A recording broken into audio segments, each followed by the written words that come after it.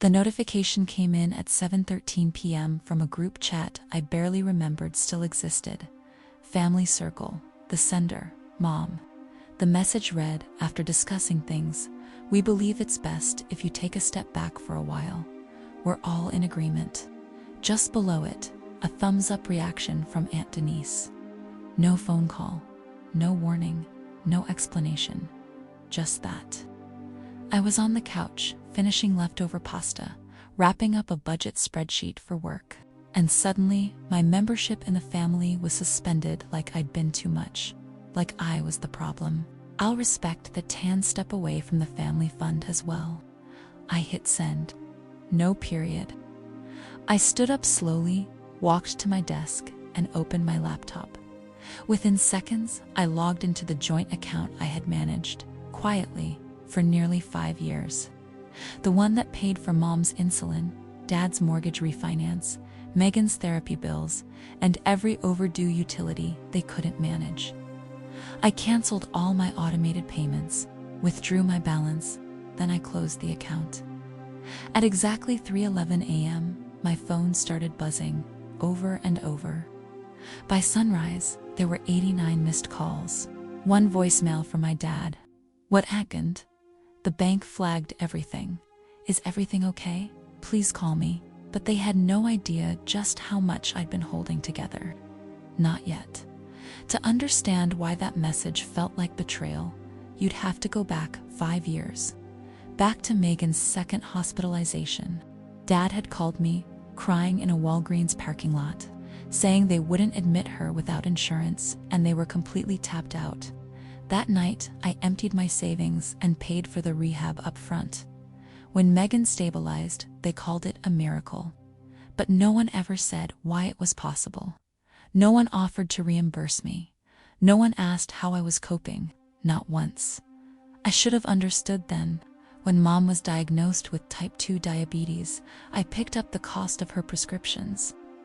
When Dad's hours were cut at the construction site, I filled the gaps. When Megan spiraled and couldn't make rent, I Venmo'd her enough for food and a hotel. Over and over again. Eventually, they asked if I could set up something more stable, something they called an emergency family fund, just for now. "You're so good with money, we'll all chip in eventually." I was 28, single, working 70-hour weeks in finance.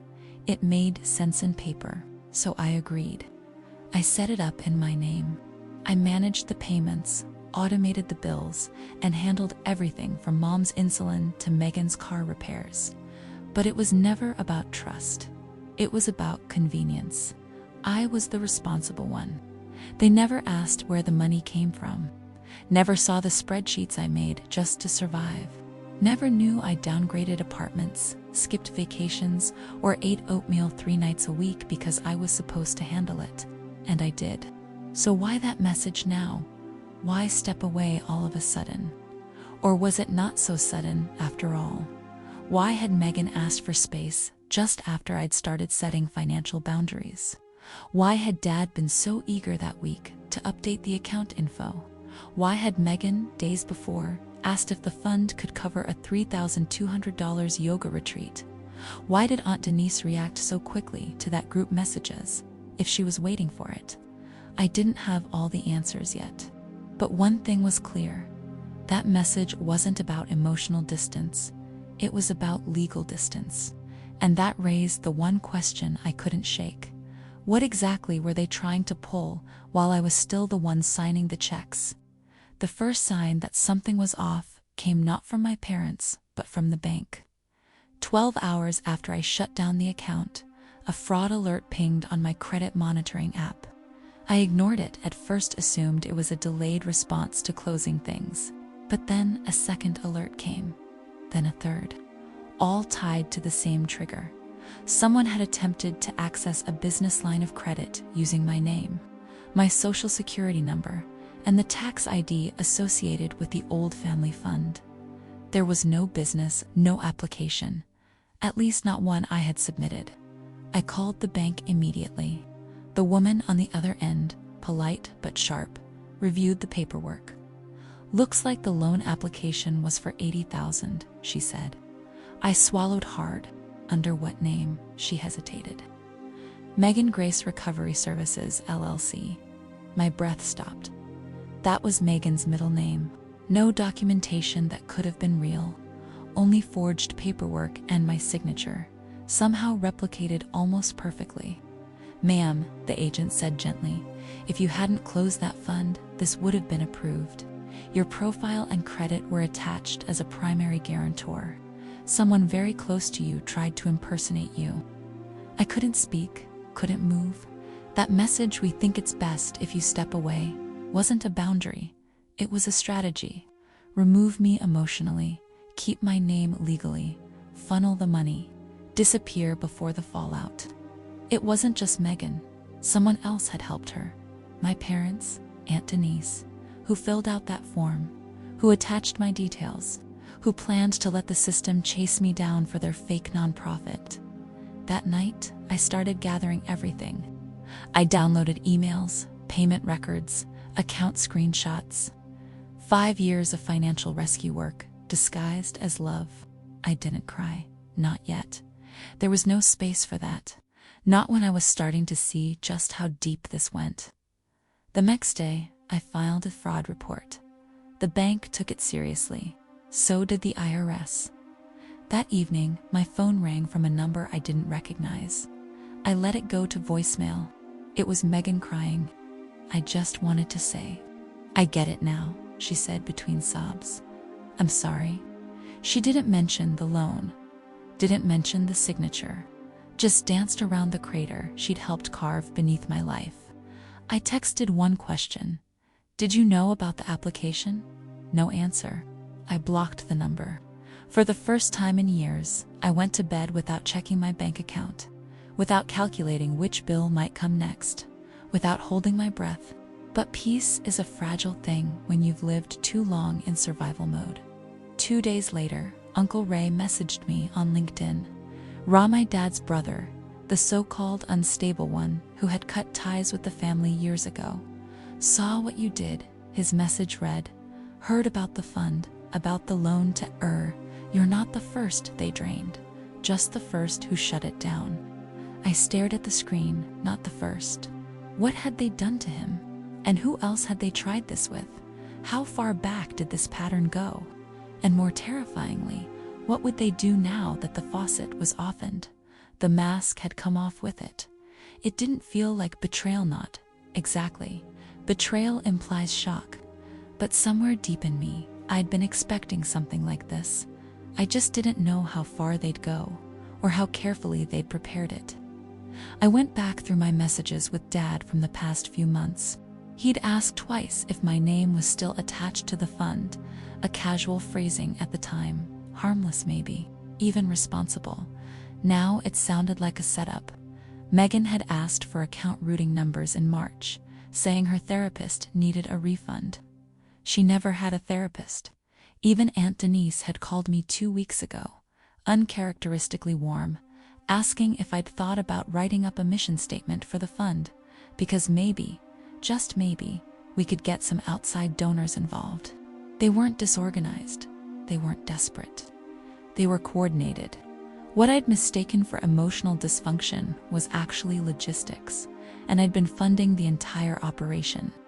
I opened a document on my computer and started listing the names, dates, amounts, not just to track the money. I needed to track intent.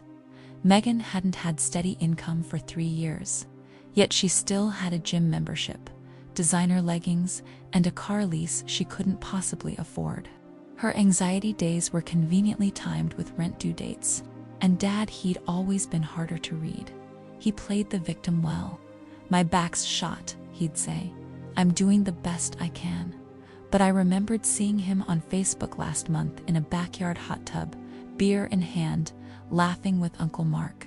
The same week he told me he couldn't afford Mom's blood work. It wasn't just financial dependency. It was a lifestyle built on quiet theft coded in guilt and obligation. And I had funded the illusion that everything was okay. The day after Uncle Ray's message, I called him. He didn't answer at first. Then a minute later he texted, "Can't talk now, she checks my calls. Try again at 4. She turned out to be his wife. Not part of our side of the family, apparently a source of constant tension. At 4:01, he picked up. His voice was raspy, low, like he was used to whispering when talking about them. "I knew they'd go for you eventually," he said. "Why didn't you warn me?" I asked. He gave a dry laugh. "You think you would have listened. Maybe not. Tell me what happened to you." Ray didn't hold back. "I was the first one with good credit, the first with a steady job. Your dad asked for help with a loan back in '97, said it was temporary. I co-signed, he defaulted. Guess who they came for? I paid it off to keep my name clean.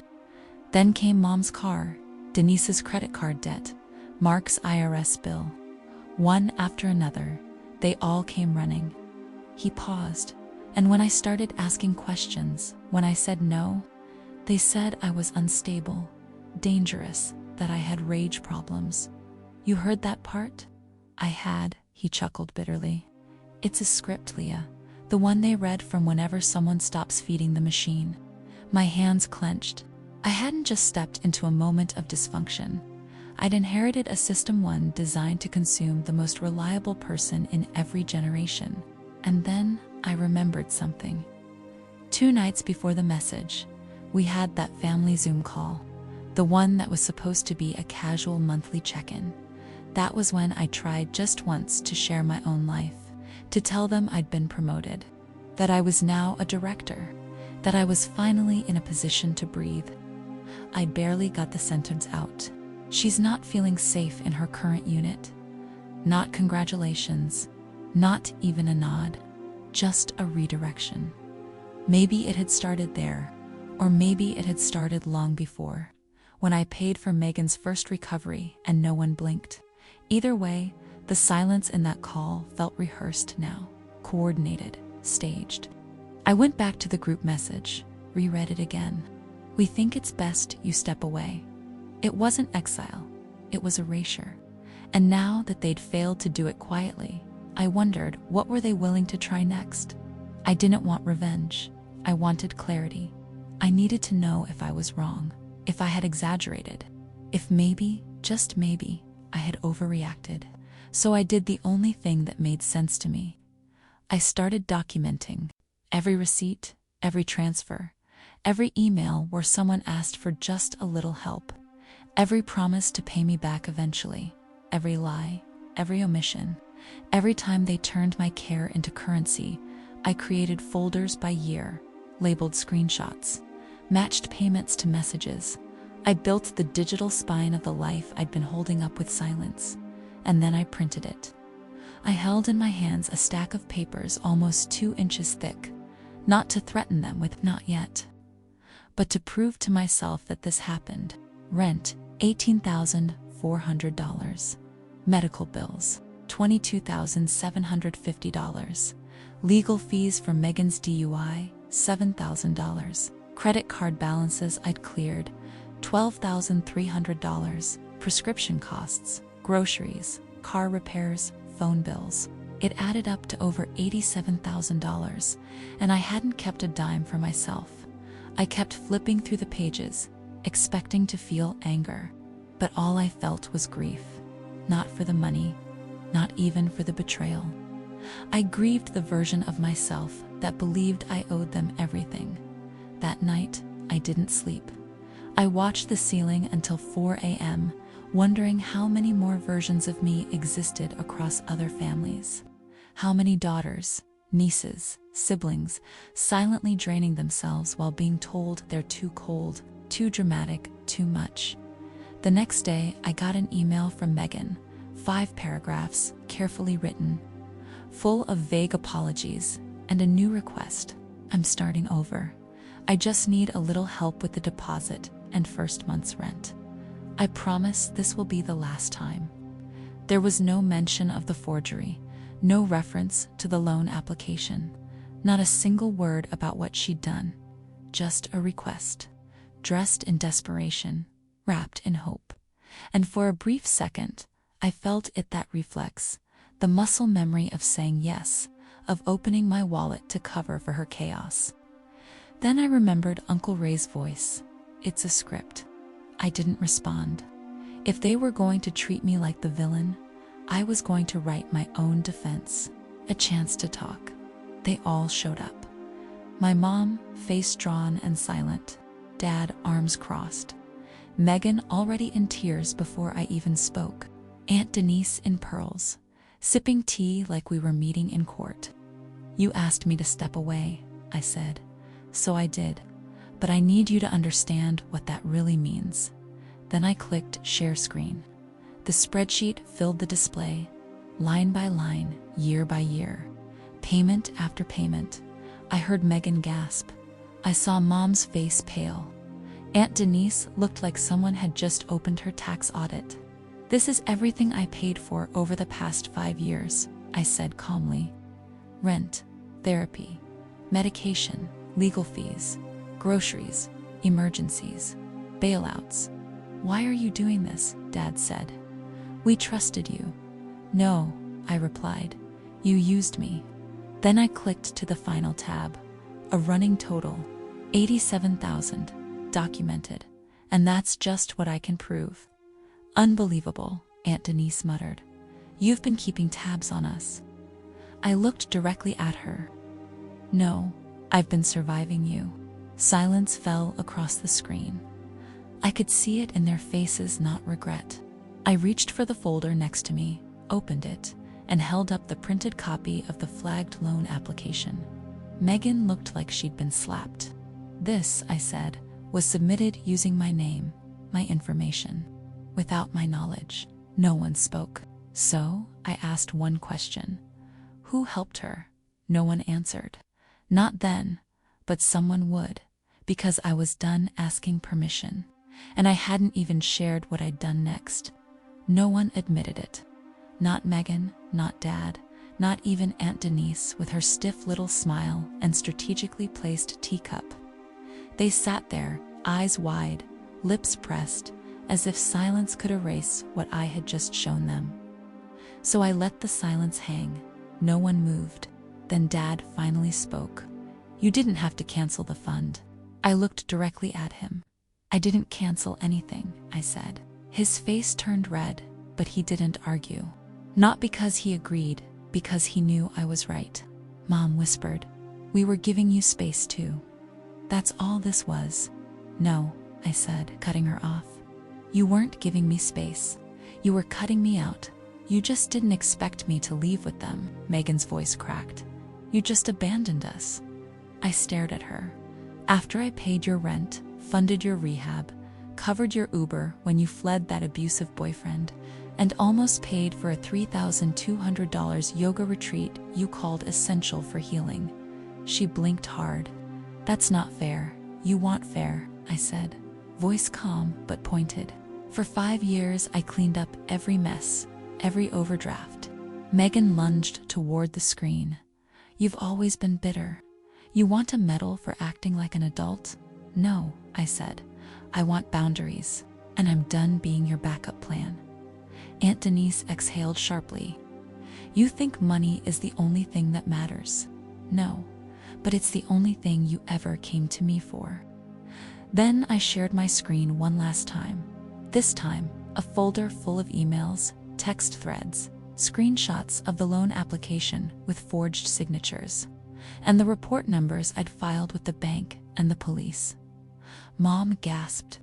Dad sat back in his chair like someone had just unplugged his spine. Megan froze. Her eyes darted around the screen like she was searching for an escape hatch.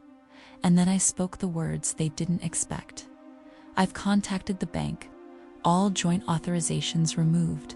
My name is no longer on any of your accounts. I'm not tied to any of it anymore. Mom was trembling. But you asked me to step away, I said. This is what that looks like, Megan whispered. You're cutting us off. I'm protecting myself. The quiet that followed wasn't dramatic. It wasn't cinematic. It was just empty. The kind of silence that comes after something real has shattered. Dad stared at the floor, and then, without a word, Aunt Denise leaned forward and ended the call. I stared at the blank screen. For a few seconds, I didn't move. My hands were trembling. My heartbeat was in my ears, but I didn't feel afraid. I felt clear. Later that night, I sat in the dark with my laptop still open. No voicemails, sobbing guilt into my inbox. The absence of noise was deafening, but peaceful.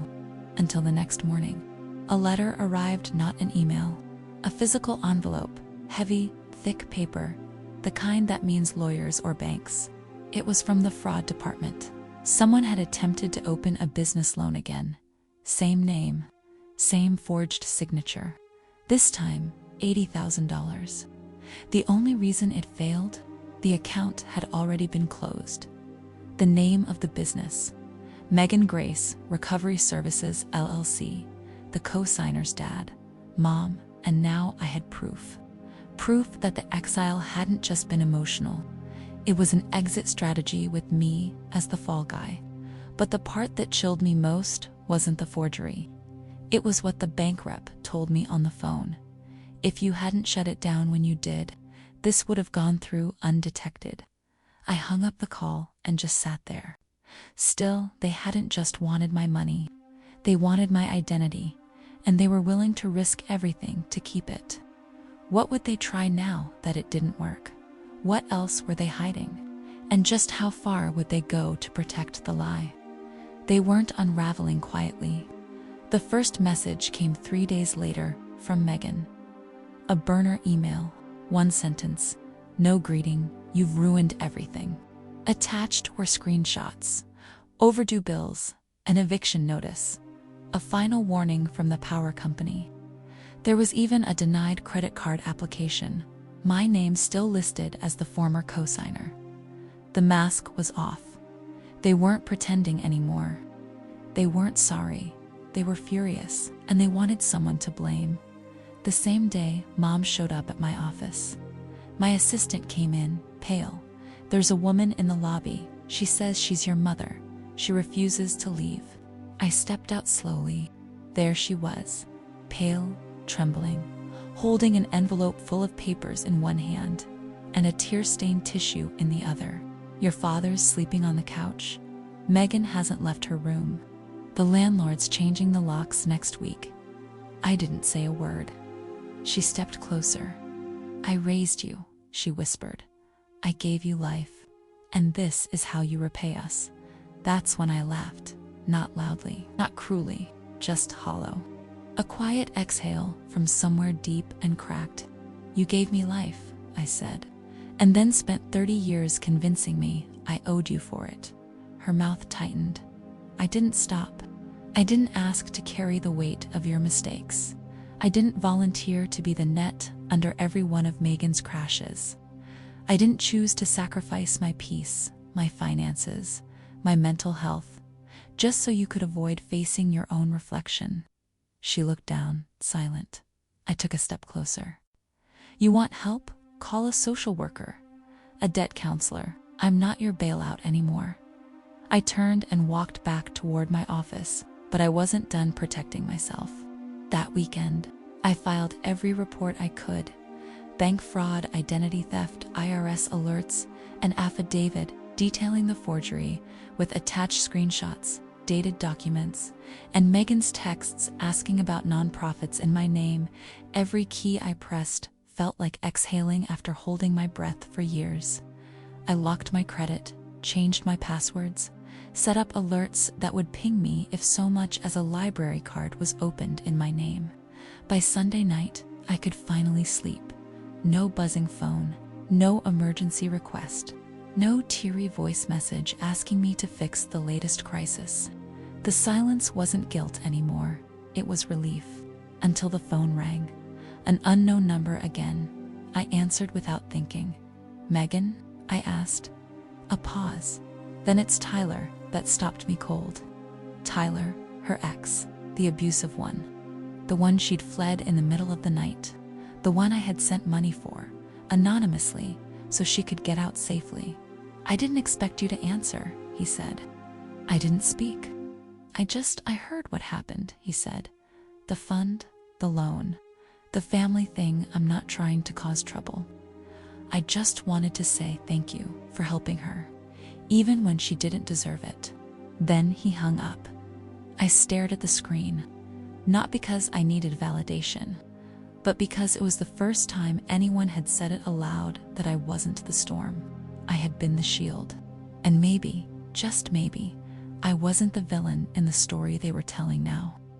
But if I wasn't the villain, why were they still trying so hard to make me disappear?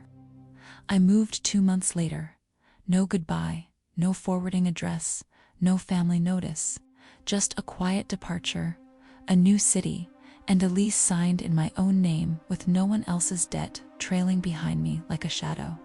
The walls were still bare, furniture half delivered, but it felt like oxygen. I didn't hear from any of them for weeks.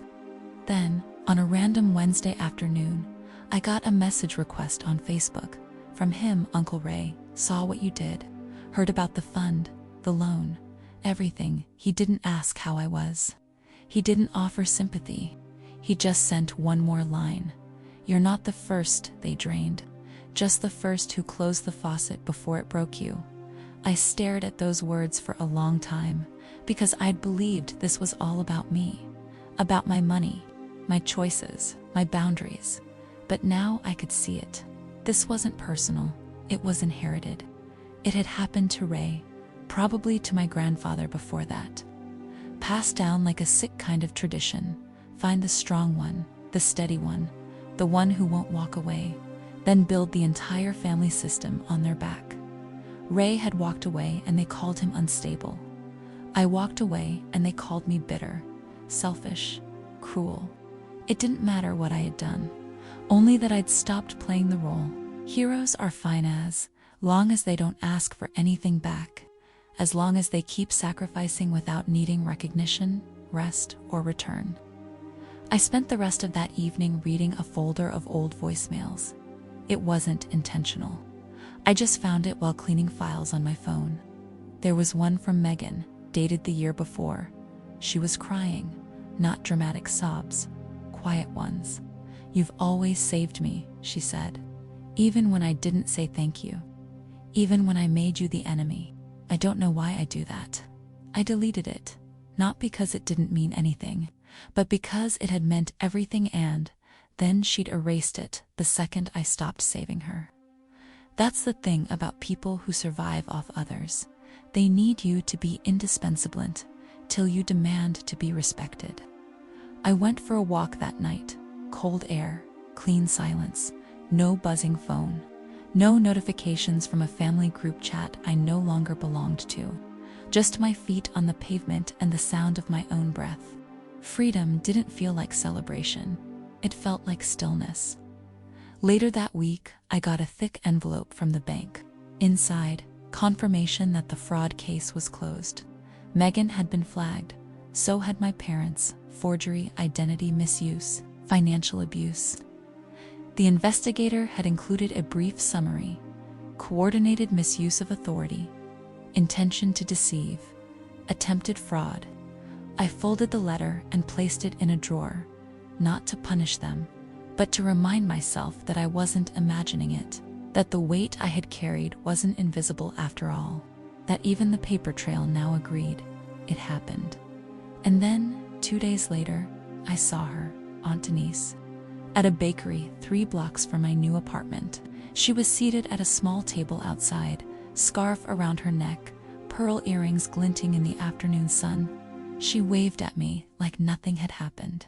"Leah," she said, all sugary cheer. "You look well." "I am," I replied. She tilted her head. "Would you ever consider setting something up again, just for emergencies?" I blinked, laughed low and deep, and from somewhere I hadn't used in a long time. "I did," I said. "It's called my future," and I walked away.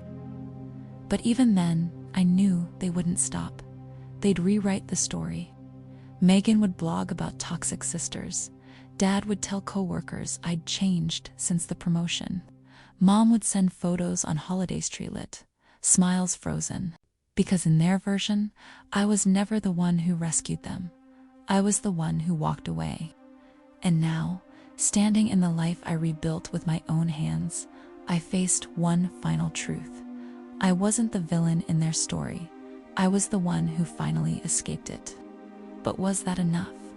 Or would the past find one last way to pull me back? It had been almost a year since the message. The one that said, "We think it's best you step away for now." 12 months since the 3:11 a.m. phone call. Since the family Zoom where I laid out the truth. Since I cut the last financial tie and shut the door they never imagined I'd close. And for a while, I thought that was the end. I thought the silence meant they'd finally accepted it, that maybe, just maybe, they were learning to stand on their own. Then Christmas Eve arrived, and with it, an email from Mom, no subject line. Just a blurry photo of her and Dad in front of the fireplace, a tree behind them, their smiles stiff, brittle. "The house feels emptier this year," she wrote. "Hope you're well." I didn't reply. 3 months later, on Megan's birthday, another message arrived. 5 paragraphs about healing, energy work, reclaiming her power, and learning to forgive. The last line was casual. "By the way, do you know of any resources for first and last month's rent? It's a stretch right now." I stared at the screen, closed the tab. I still checked my credit score every month, still monitored for new inquiries, hidden accounts. Nothing had tripped the alerts yet. I wasn't afraid.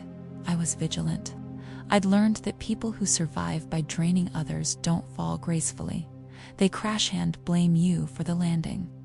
Then came the final straw, a letter from a legal firm I didn't recognize. Certified, signed inside, a notice of a new LLC application, filed under a slight variation of my name, Leah M. Barrett. Same address I'd lived at 2 years ago. The registered agents, James Barrett, Susan Barrett, Megan Grace, my parents and my sister. The purpose of the business, Holistic Family Recovery Services.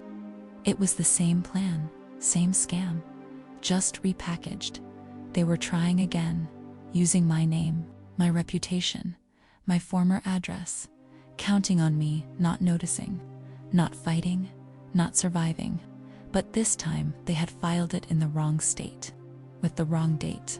And someone at the clerk's office had flagged it because of a prior fraud report already on file. I didn't hesitate. Within 48 hours, my attorney had drafted a cease and desist, filed a civil complaint, reopened the fraud case. I wasn't reacting. I was defending. Because now I understood something they never could. Freedom isn't something you're given. It's something you protect. And I would protect mine the same way I once protected them, relentlessly. That week, I finalized my new trust, my new accounts, my new address, still private. And for the first time since I was old enough to sign a check, no one in my family had access to anything with my name on it. Not my money, not my identity, not my life. They never responded to the legal action. No calls, no letters. No more burner emails begging for help, disguised as apologies. Just a hollow, stretching silence. I could almost hear the narrative forming again. She turned her back on us. She was too proud. She always thought she was better. We just needed help. But the truth wasn't theirs to write anymore. I walked through my apartment the following Sunday, sunlight pouring in through the windows. My dog curled on the rug, a half-read novel on the tableland. I felt something I hadn't felt in years. Peace, not the fragile, polite kind you keep during family dinners. The kind that holds, the kind that doesn't beg for approval, the kind you earn. And as I stood there, coffee in hand, an idea passed through my mind, quick but sharp. They might try again. They might find new ways, new faces, new stories, but I wouldn't be there. I wasn't the fallback anymore. I wasn't the firewall. I wasn't the fixer. I was the survivor. And that meant one thing above all. They didn't lose me. They lost access forever.